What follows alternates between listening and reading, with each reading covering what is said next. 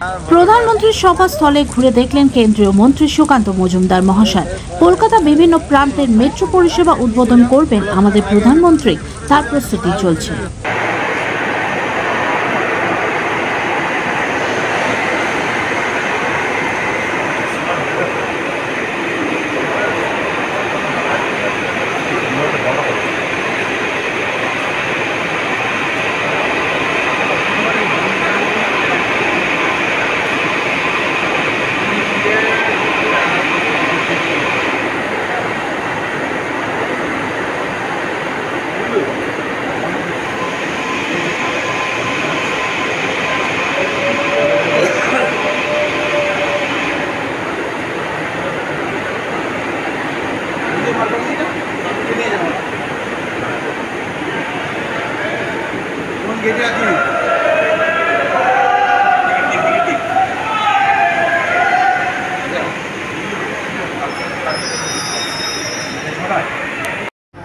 রাইটে ধর ওই বেলেঘাটে লেখা একটু চাললাম।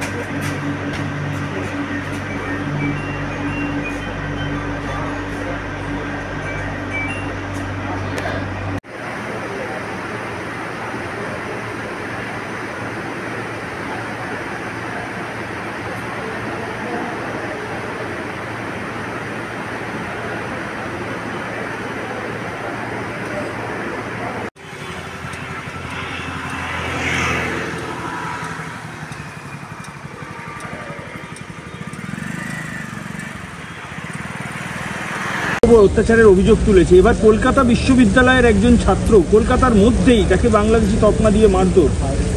না, মাননীয় মুখ্যমন্ত্রী তো প্রথম থেকে হাওয়া গরম করছেন বাংলা বাঙালি করে। যখনই বিপদে পড়েন বাংলা বাঙালির কথা ওনার মনে পড়ে, অন্য সময় বাঙালির কথা মনে পড়ে না। তখন কীর্তি আজাদের কথা মনে পড়ে, তখন ইউসুফ পাঠানের কথা মনে পড়ে, তখন সাকেত গোখলের কথা মনে পড়ে। আর আমরা দেখলাম যে তামিলনাড়ুতেও বাংলাদেশি গ্রেপ্তার হচ্ছে, কারণ তারা অবশ্যই বাংলাভাষী, বাংলাদেশিরাও তো বাংলাভাষী। আবার কেরলেও গ্রেপ্তার হচ্ছে, বিজেপি শাসিত রাজ্যে হচ্ছে, সব সরকারই করেছে।